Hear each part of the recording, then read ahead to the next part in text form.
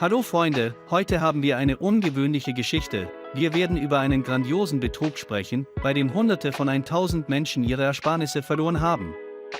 Alles geschah in Panama, eher auf der Landenge von Panama, denn zu Beginn unserer Geschichte existierte Panama nicht und ist theoretisch auch nicht dort, wo der Atlantische Ozean liegt. Die dem Pazifik am nächsten gelegenen sind 65 Kilometer voneinander entfernt. Die Idee, hier einen Kanal zu graben, kam dem portugiesischen Reisenden Antonio Galvão im Jahr 15150 und er gab die Idee auch nach ihm nicht auf.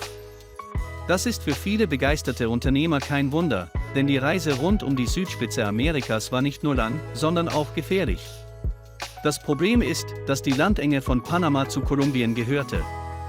Diese lateinamerikanische Republik wurde zu Beginn des 19. Jahrhunderts gegründet. Die kolumbianische Regierung wollte weder Amerikaner noch Europäer in ihr Land lassen. Einem Mann, einem hervorragenden Offizier auf höherem Niveau, gelang es, diese kolumbianische Mauer zu durchbrechen. Der französische Aristokrat Ferdinand de Lesseps diente jahrhundertelang Königen und bescherte der Welt wirklich herausragende Führer und Diplomaten. Ferdinand de Lesseps wurde durch das spektakuläre Projekt persönlich berühmt. Dies war der Bau des Suezkanals. Es handelte sich um ein Thema von enormer globaler Bedeutung.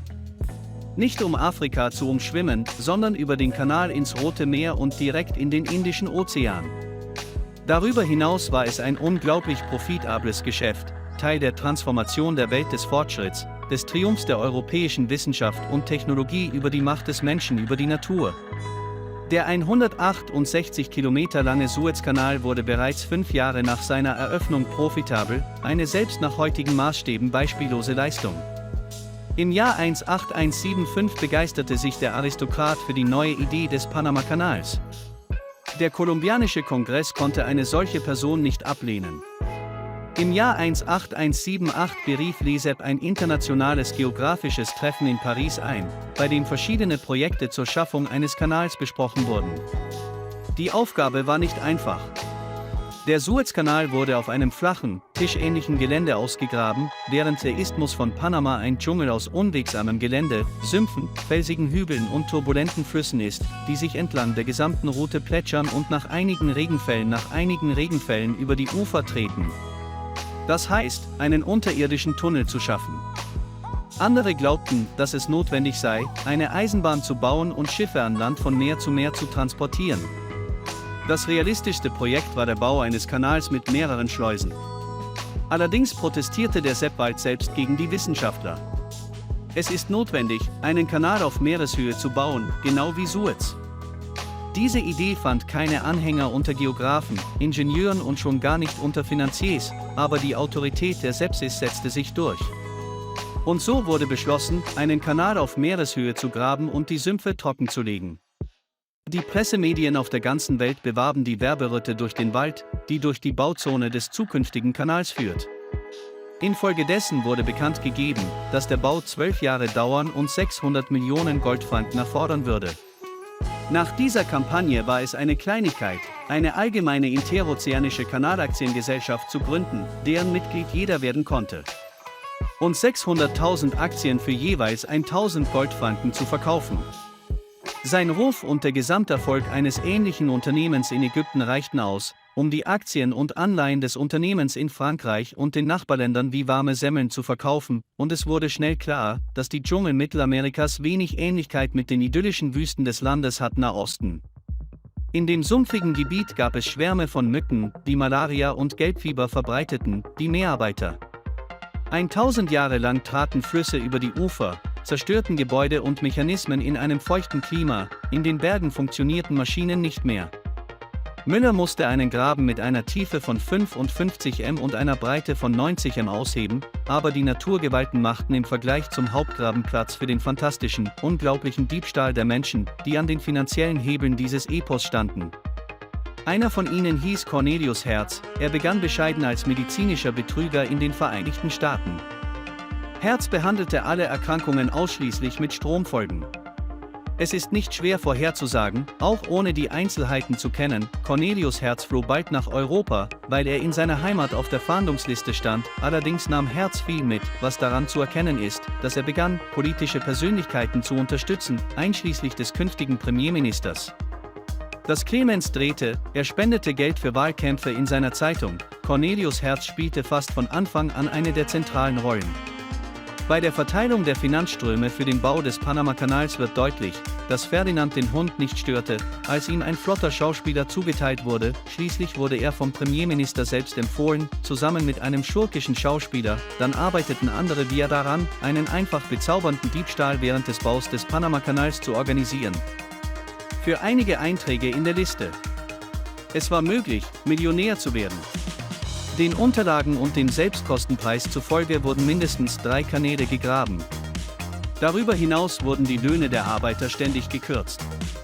Monatelang stellten sich die Toten als die Lebenden dar, die ihren Lohn regelmäßig in der anderen Welt zu beziehen schienen. Es herrschte katastrophale Geldknappheit, der Bau des Kanals stagnierte, er wollte auf keinen Fall vorankommen, neue Kredite folgten in 181818384, ständig wurde belogen. Durch die Presse wurde über den enormen Umfang der Arbeiten berichtet, über die baldige Fertigstellung des Baus, als im Jahr 1818 ein Donnerschlag einschlug. Es stellte sich heraus, dass während der gesamten Bauzeit ab 1881 weniger als ein Sechstel der gesamten Länge des Kanals benötigt wurde, während 1.400.000.000 Goldfranken vollständig im Panamakanal versunken waren, würde es sich in Zukunft auf mehr als 4 Milliarden Greenbacks belaufen. Aktien der Internationalen Gesellschaft zum Bau des interkontinentalen Panamakanals. Im Jahr 1818 stürzten sie mit einem Knall ein. Endlich wurde klar, dass es keinen Sinn hatte, einen Kanal auf Meereshöhe zu bauen.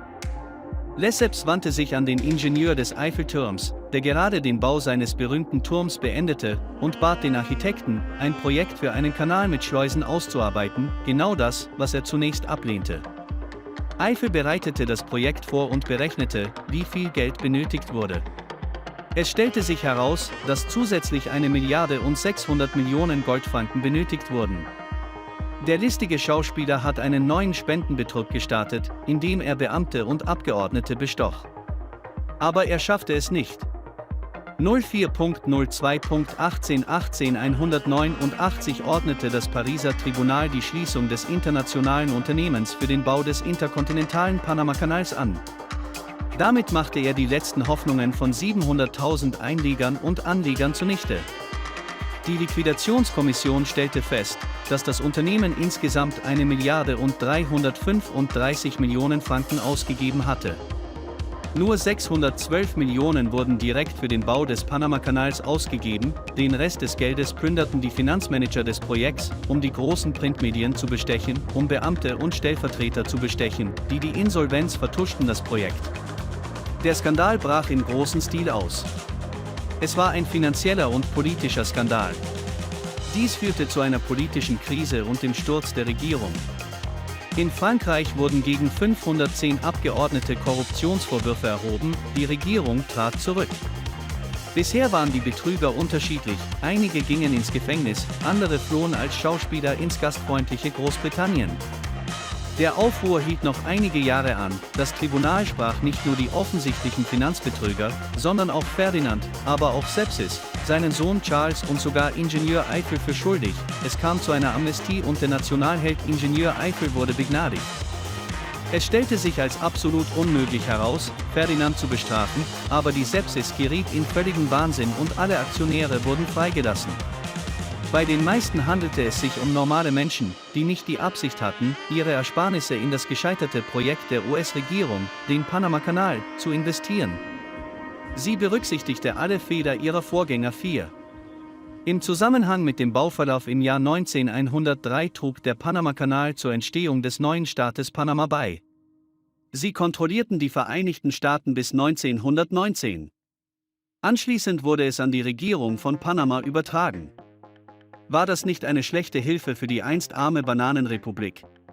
Denn in unserer Zeit belaufen sich die Kosten für die erste Durchfahrt eines schweren Schiffes durch den Kanal auf 800.000 US-Dollar. Die Ergebnisse lassen sich anhand der Hauptstadt des Landes erkennen. Dank der Einnahmen aus diesem Projekt ist Panama auf Platz 1. Eines der wohlhabendsten Länder Lateinamerikas, es investiert auch großzügig Ressourcen in die Entwicklung der Wirtschaft, und das ist alles für heute, geben Sie ihm ein Gefällt mir. Wenn Sie etwas Neues gelernt haben, schreiben Sie Kommentare und bis bald.